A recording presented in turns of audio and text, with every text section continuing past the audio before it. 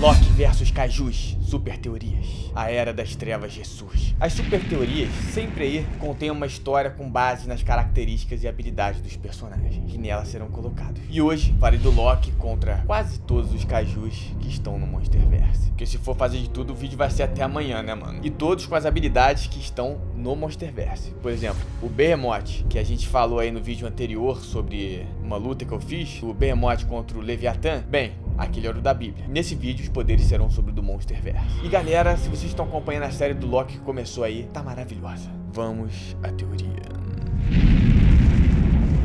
Distante de Asgard, sentado nas colinas de Jotunheim, Loki finalmente admite que jamais tiraria o trono de Thor. Sendo assim, ele decide tomar a Terra, já que não era possível governar Asgard. Mas para isso, usando o cetro com o Tesseract, ele carregaria com ele um poderoso e monstruoso exército de gigantes de gelo, traçando como estratégia inicial atingir todas as maiores potências mundiais. E o primeiro país seria a China. Ele então teletransporta todos para Pequim, e junto com os gigantes, Loki também leva o Fenrir, considerado uma das mais perigosas criaturas da mitologia nórdica. Quando chega na capital chinesa, ele inicia um discurso típico de um deus da trapaça. Obviamente seria inviável qualquer tipo de rendição das forças militares ou do próprio governo chinês, que instantaneamente já acionam o exército. Até que Loki se teletransporta para trás do líder chinês e controla sua mente, usando o cetro. Agora, sobre as ordens do deus da trapaça, as forças militares recuam temporariamente, mas vendo a proporção daquela gigante ameaça ao redor de Pequim, os generais se negam a manter ali uma neutralidade com o Loki, e então dão as ordens. Percebendo a aproximação dos jatos, o Loki já cria ilusões, fazendo com que eles se colidissem ao desviarem um dos outros, e os tanques de guerra são destruídos pelos gigantes de gelo, enquanto o Fenrir e o Loki se mantêm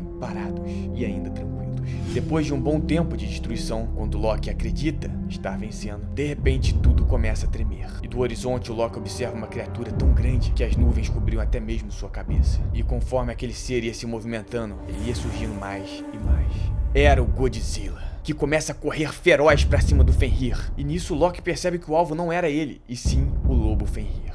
Ali se inicia uma luta, e percebendo que as nuvens entrelaçavam o Godzilla, Loki as transforma em dragões, e os mesmos começam a atacar o Godzilla. Com certo esforço, o deus dos monstros consegue derrubar os dragões. Porém, aproveitando a distração do Godzilla, o Fenrir vai e pula no pescoço dele, mordendo violentamente, levando a luta para o chão. E é nesse momento que o Godzilla ruge, chamando todos os Kaijus. O som é tão alto que pelo mundo ele percorre, chamando todos os monstros espalhados pelo globo. E com a habilidade Allspeak, o Loki consegue entender perfeitamente que o Godzilla estava pedindo socorro. E quando Loki se atenta ao redor, a cidade estava completamente destruída, e vendo os mortos, o Loki tem uma certa epifania, e enxerga ali todo o caos e sofrimento que estava causando. O Godzilla, antes de morrer, diz a ele que se ele estava achando que havia caos, tudo ia piorar muito, e ele estava prestes a ver uma das maiores ameaças que a Terra presenciaria. Com os poderes do cetro do Loki, ele tenta controlar a mente do Godzilla, mas, obviamente, pelo tempo aí de vida que o rei dos monstros tinha, seria impossível essa habilidade. Sua mente era resistente a qualquer tipo de controle mental. Logo,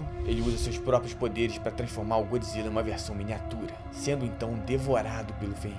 Aquelas habilidades deixam o Loki muito exausto, e ele mal esperava a quantidade de seres que chegariam para enfrentá-lo. Novamente, na direção do mar, uma criatura se aproxima correndo. Os gigantes de gelo tentam contê-lo, mas era impossível. Esse monstro era Anguirus, uma espécie de ser com aparência pré-histórica, com uma casca de espinhos nas costas, que consegue derrubar qualquer um que se aproxime. Quando ele chega perto de Fenrir, o lobo salta, desviando aí da investida, pois a criatura é revestida com espinhos. Seria muito difícil enfrentá-lo no dente e nas garras. Loki, então, ainda se recuperando, cria uma ilusão de um lobo gigante que consegue distrair aí o Anguirus no momento que ele pula por cima do Kaiju. E é aí que o Fenrir avança para morder o pescoço de seu adversário. Só que nesse exato momento, enquanto ele está agarrado na garganta de Anguirus, algo cobre a luz do sol. Quando Loki se atenta a uma criatura voadora imensa, seu nome é Rodan, que ao avançar, Loki já cria instantaneamente um campo de força ao redor do Fenrir, impedindo que o Rodan atrapalhasse ali a finalização do lobo em cima de Anguirus. E em seguida transforma a nuvem em uma gigante pedra, que cai bem nas costas do Kaiju, derrubando aquela criatura voadora direto no chão. E depois da queda, ela acaba sendo morta aí pelos gigantes de gelo. De repente, as pernas do Fenrir são amarradas por raízes, e algo vai surgindo,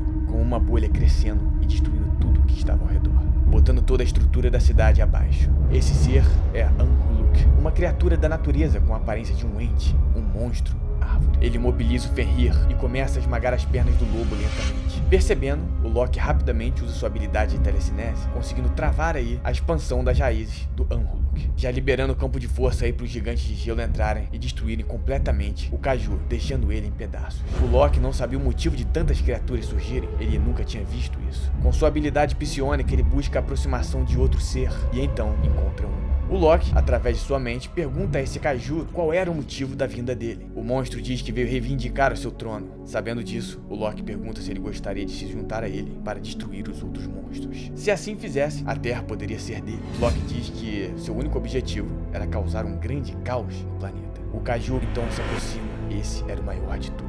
O monstro se apresenta e diz que seu nome é King Ghidorah. Loki manda seus gigantes recuarem. Todos eram menores até mesmo do que o primeiro Kaiju que enfrentaram. Ghidorah diz que se tentassem atacá-lo, ele destruiria todos com prazer.